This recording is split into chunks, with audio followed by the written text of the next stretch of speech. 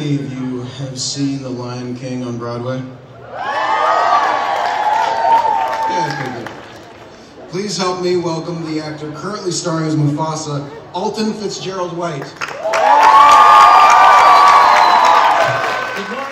Justice was our battle and how justice was denied. Make them hear, make them hear, and say to those who blame us for the way we chose to fight, that sometimes there are battles that are more than black or white.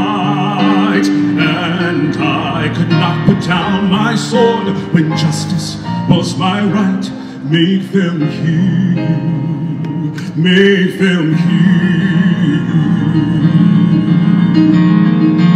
Go out and tell our story to your daughters and your sons. Make them hear, make them hear, and tell them in our struggle we were not the only ones. Make them hear, make them hear. Your sword can be a sermon or the power of the pen. Teach every child to raise his voice, and then, my brothers, then will justice be demanded by 10 million righteous men. Make them hear you. When they hear you, I'll be near you again.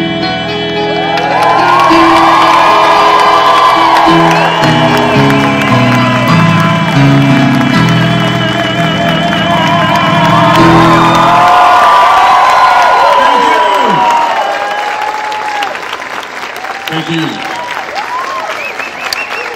That was incredible. Let's give another round of applause.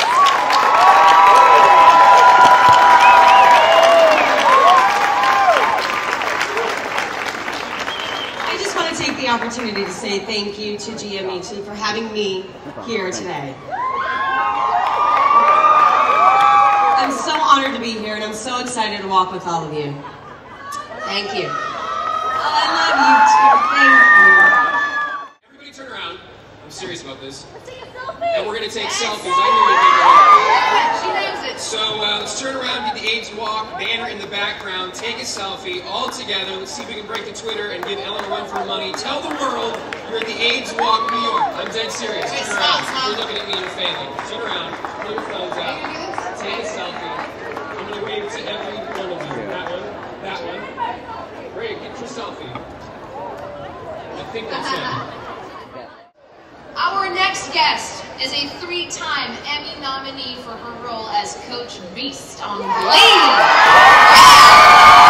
welcome Dot Marie Jones.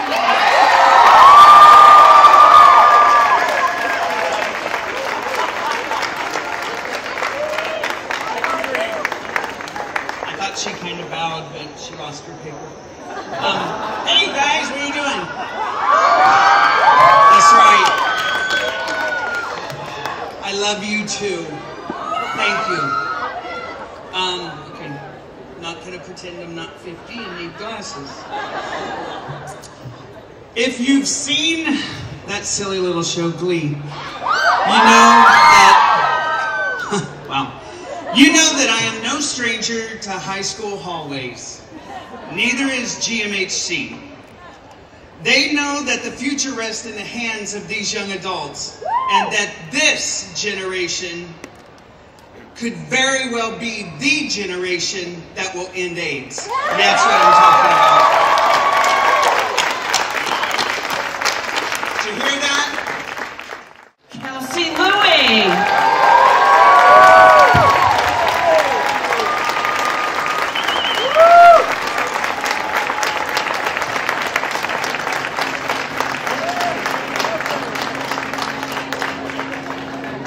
Thank you, Janet, and thank you for everything you've done for GMHC.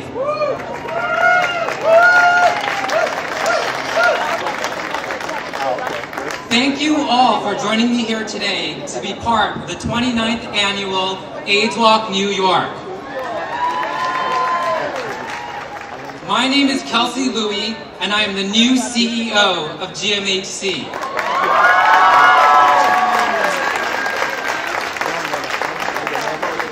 I'm so happy to be joining GMHC in a historic moment in our fight against HIV and AIDS. Over the last 7 years at Harlem United, I've worked to improve, yes, Harlem United. I've worked to improve care and services for people living with HIV and AIDS in the low-income communities of color hardest hit by the epidemic today. These are the people who sometimes struggle to stay connected to care and treatment. What I learned in my time there was that targeted investments and smart interventions can make an incredible positive difference in the health and well-being of the people we serve. GMHC is already doing great, innovative work in this area, and I am so excited to help build on that and on the organization's incredible rich history on the front lines of the epidemic. As we walk this year, 2 game changers have radically shifted the ground in our fight against AIDS. The first was that the federal government has recommended broad adoption of the best-kept secret in HIV prevention, PrEP.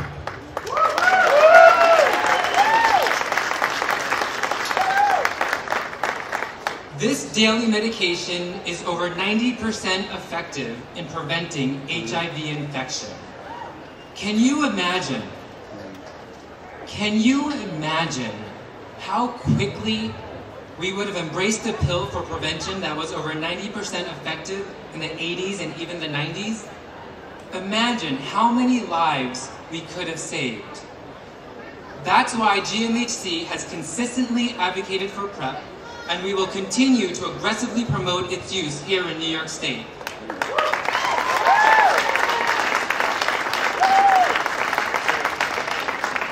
The second game changer is Mayor Bill de Blasio.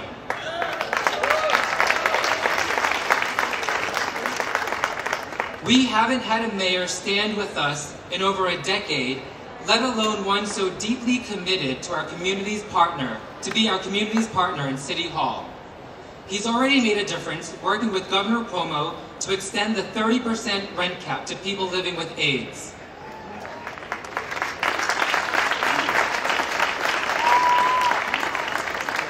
With our city and state's top leaders behind us, there is a real path forward to end the epidemic in New York State by bringing new infections below 730 a year by 2020. So thank you all for walking with us today and for everything you're doing in the fight against AIDS. I look forward to working closely with this great family of GMHC supporters in the months and years ahead. We are going to make AIDS history in New York State together. Thank you so much.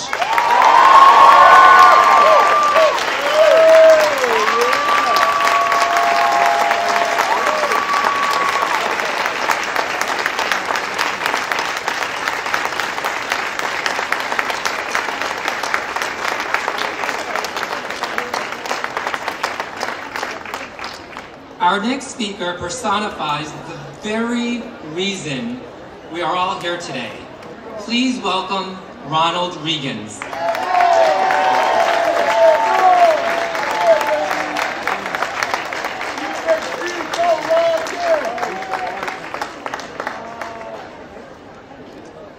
Good morning.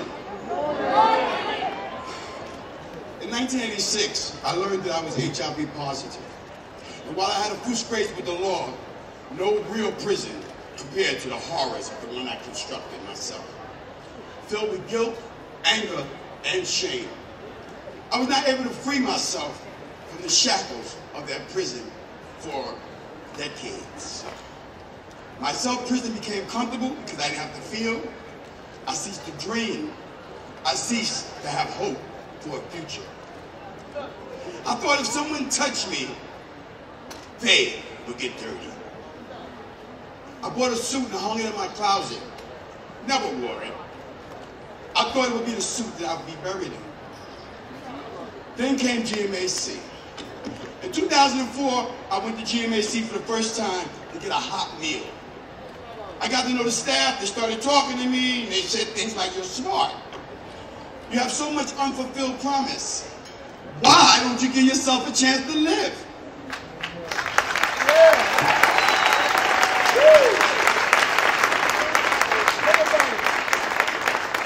I started to see that treatment for HIV is more than just medicine. What I found at GMHC was what I needed the most.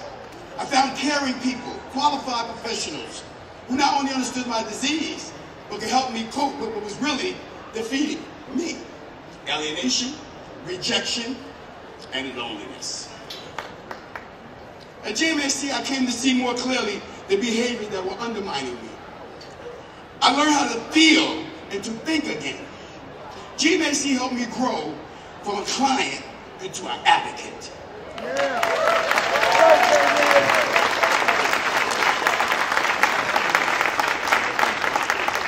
Today I'm involved in GMHC's Action Center, which brings the voices of people living with HIV and AIDS to elected officials.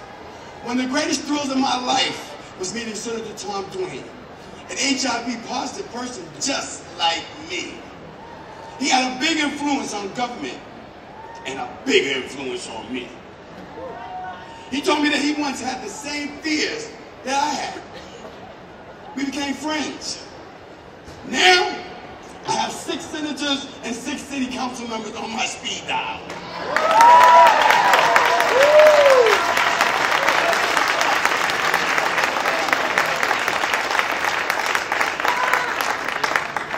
My voice can be heard, my opinions are respected. I now lead workshops for people just like me. Today, as you walk, I want you to know that, like many others living with HIV and AIDS, I have survived because of your support.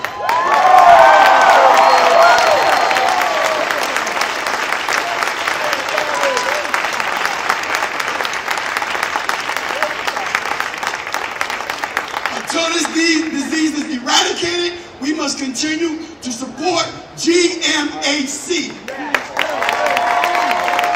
We must continue to walk, raise money, and raise each other up.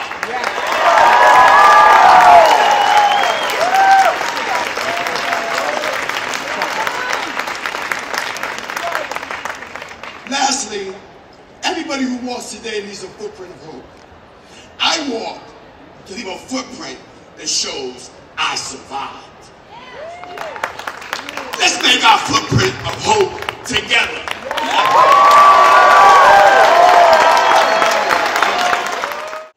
It is such, in all honesty, a tremendous honor and a privilege to introduce the next 2 guests.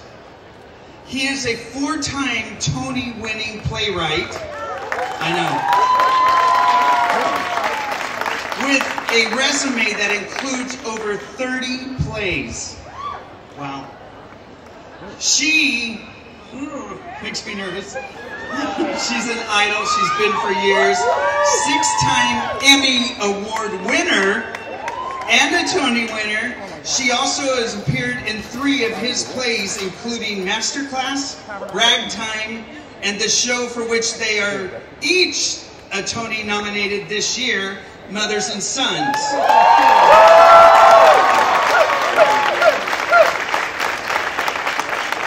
It is beyond a privilege and an honor to introduce and welcome Mr. Terrance McNally and Ms. Tyne Daly.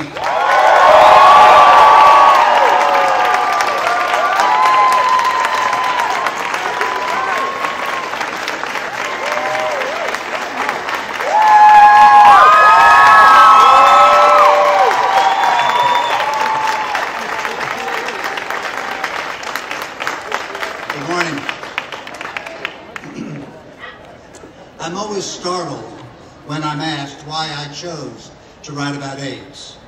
There was no choice. An artist responds to their world and tries to make sense of it, even the bad things. What else was I going to write about? The weather? It was raining AIDS, and there was no umbrella large enough to shelter us. I am thankful for the men and women who took to the streets and made our voices heard. They made a difference. But I'm also grateful to the artists who tried to make sense of the terror and confusion. We also made a difference. I am bewildered and more than a little angry by the artists who did nothing but fiddle while their Rome, this great city, burned. Why did I choose to write about AIDS? The question is always put in the past tense. I am still writing about AIDS.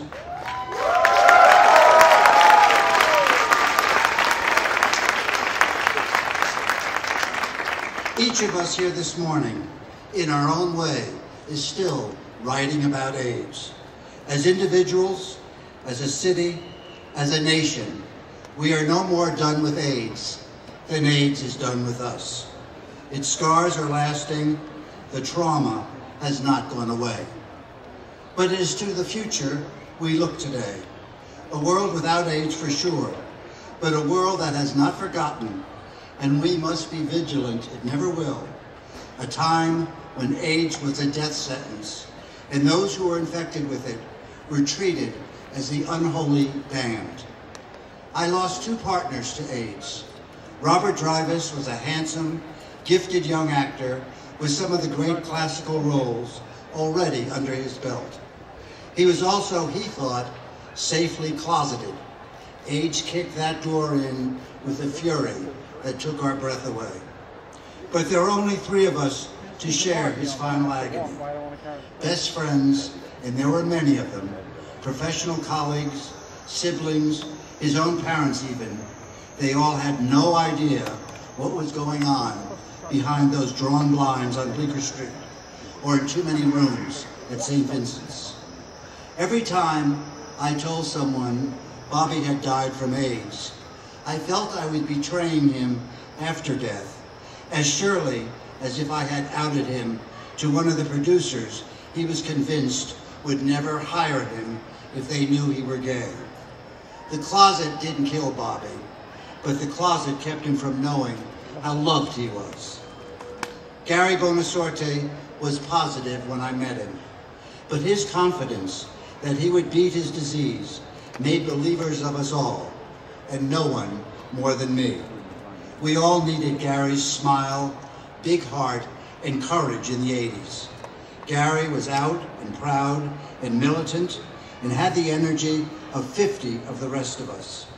He was also an artist. He wrote plays, promising plays, and was one of the founders of Rattlestick Playwrights Theater, which is heading towards its 15th anniversary. That burgeoning theater is as much Gary's legacy as his tireless hours fighting to find a cure to save his world. When Gary died, the world turned out for his memorial at St. Mark's in the Bowery. There is no better reason to come out of the closet than the size of Gary's remembrance that bitter winter morning. I walk for Gary Bonasorte today. I walk for Bobby Dreyfuss. I walk for all the men and women who never had the opportunity of life not cut unreasonably short. So many possibilities denied. So many voices stilled before they could be heard. So many plays about AIDS not written.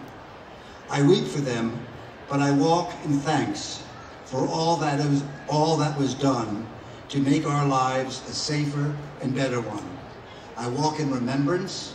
I walk in love. If you don't know why we're here this morning, you're the reason I still write about AIDS. Thank you.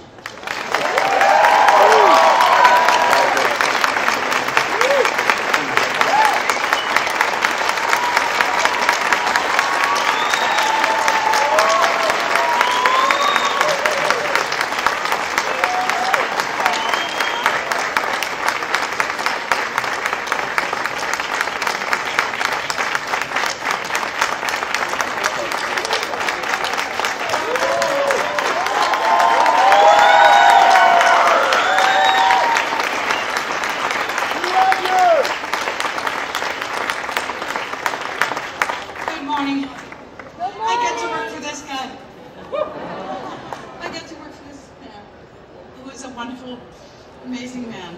So I'm going to go to text. I'm going to go to text now because, you know, life is too long. He doesn't warn me about this. He writes it down and then he says it. Knocks me out. Okay, gosh. So we'll do the official stuff and then we'll get to the fun stuff in a few minutes. Oh, excuse me, just a little personal thing. This is such a beautiful morning, and you're all so beautiful looking. So I'd like to take a little picture. If you could just kind of like.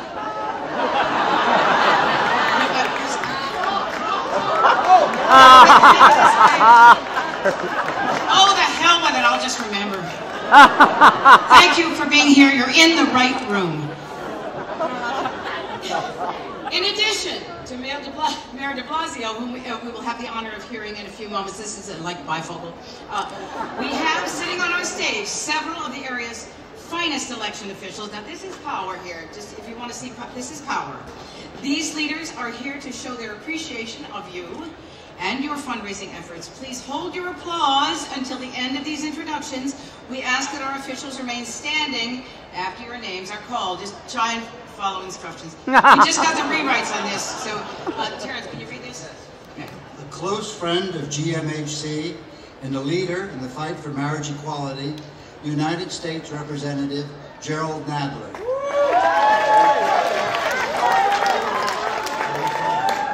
Representative Charles Rangel. New York State Senator Bill Perkins. And State Assembly members Herman D. Farrell, Walter Mosley, Richard Gottfried.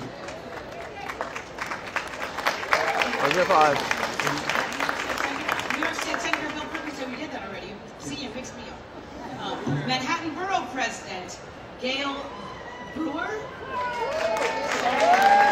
New York City Controller Scott Stringer. New York City Public Advocate Letitia James. New York City Human Resources Administration Commissioner Stephen Banks. And Director of the AIDS Institute, Office of Planning and Policy, Joanne Moore. Let's have a round of applause.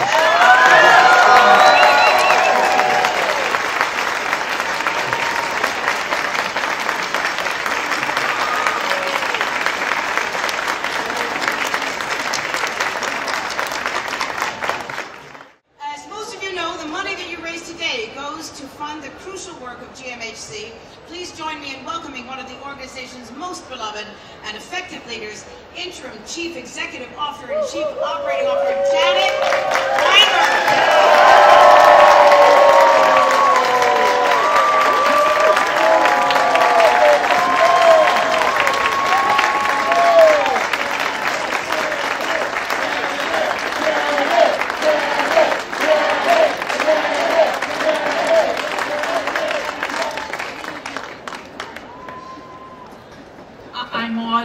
Introduced by Tyne Daly, who I've loved for so many years, and having Terrence McNally right behind that. A heartfelt good morning to all of you. Good morning. Good morning. The message on my t-shirt today mirrors what I see before me, and that's all of you. At the heart of it all, we keep going strong. That's our t-shirt, that's our motto today.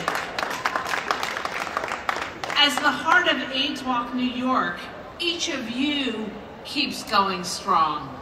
To walk, volunteer, raise funds, supporting GMHC's care services for 9,000 men, women, and families who are affected by HIV and AIDS. We annually serve close to 90,000 hot and nutritious meals yearly. We help HIV-positive people return to work, and we connect people to counseling, housing, and legal service, and so much more. But you are the folks who keep us going strong. Yes, you can applaud yourselves.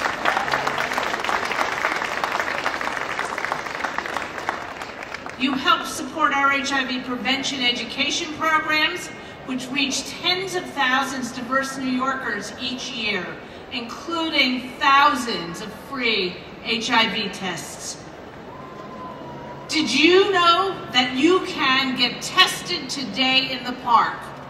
If you don't know your status, please, I urge you, get tested. Get tested today or get tested tomorrow, but please find out, because you can stay healthy, but you need to know. With your help, we're able to advocate for stronger public health policies, such as increasing AIDS funding and developing new prevention tools, especially for youth. Let me tell you about youth. The HIV epidemic among lesbian, gay, bisexual, and transgender youth is heartbreaking. Among gay and bisexual New Yorkers, youth ages 13 to 29 are the only group that experienced an increase in HIV infection over the past decade. We will not end this epidemic until we address the issues driving the new infections amongst our youth, particularly youth of color. These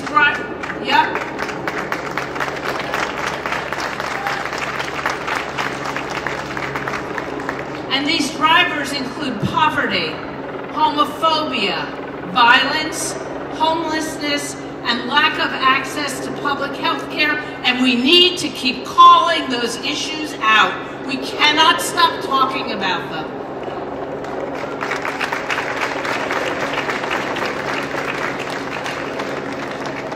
Much of what we're fighting for today started 32 years ago with the founding of Gay Men's Health Crisis.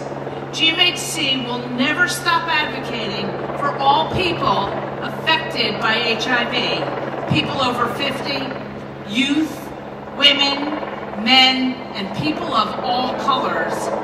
Our activism has been steadfast for going into our 4th decade, and it remains so. We will not stop advocating. We now have the tools to prevent HIV. Yes, we can prevent HIV.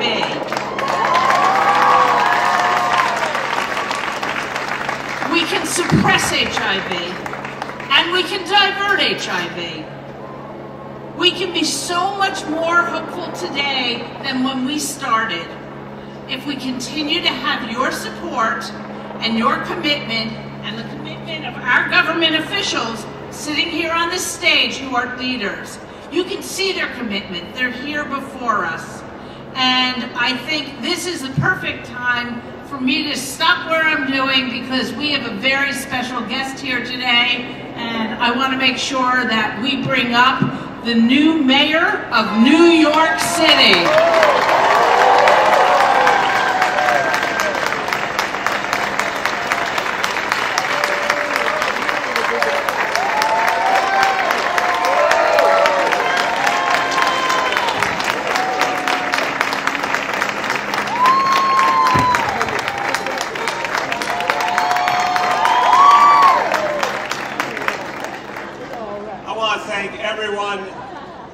Here today. You are doing something powerful for this city, and I say thank you. I say I love you for what you're doing for this city.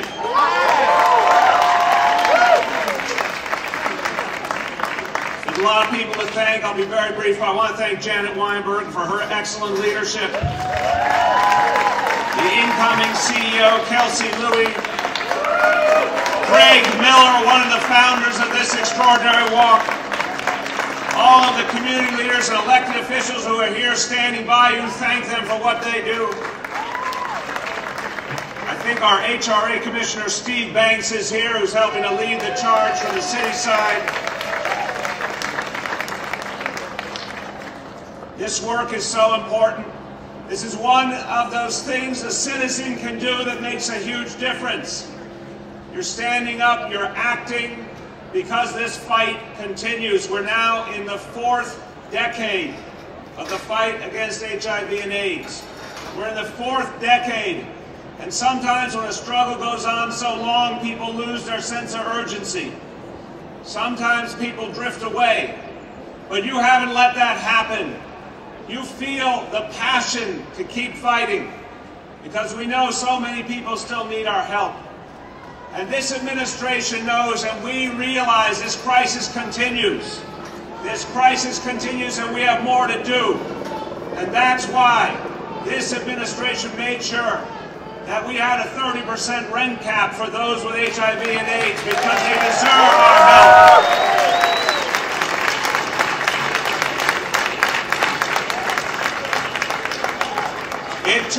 It took a long time, but people in the community stood up and demanded it rightfully, and we've now gotten it done. So folks who have HIV and AIDS do not have to also fight to pay the rent. We've got to give them a measure of justice. And so many city agencies are committed. HRA, our Health and Hospitals Corporation, that is always there for people with HIV and AIDS. And you know, wherever you turn, the Department of Health is there helping on the preventative front. So all of these efforts will continue and deepen, and because of you, the resources will be there. Until we fight this to the point of winning, we will maintain that sense of urgency. And the City of New York will stand with you, and God bless you for what you're doing today.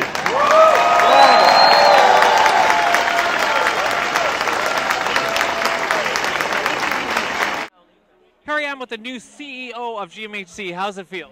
It feels wonderful to be out here. It's very exciting.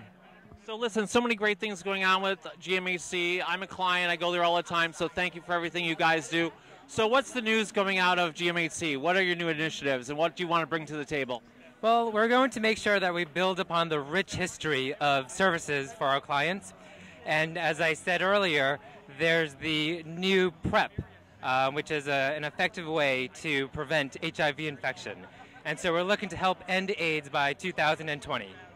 Okay, and you know, that research, is that recent? It's maybe a few years old, and you know, what we're trying to do is we're trying to make sure that people understand how to use PrEP effectively and what it can do. Right, you know what, I love your organization, big fan. I wish you so much luck. We love you. AIDS Walk 2014 with our new CEO. Thank you so much for being here, and congratulations on an amazing event.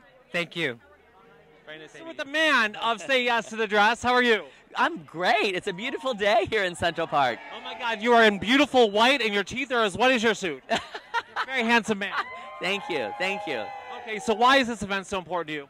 You know, it's important to me because back in the mid-90s, I sat down and made a list of all of my friends that had passed away from HIV/AIDS, and when the list reached 98, I started to cry, and I tore up the piece of paper and swore that I would never write that list again.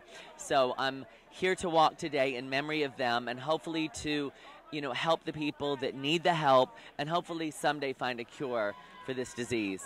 Yeah, well, you know what? We're a site for newly diagnosed and people living with HIV. Do you have any message about the importance of being safe and protected out there?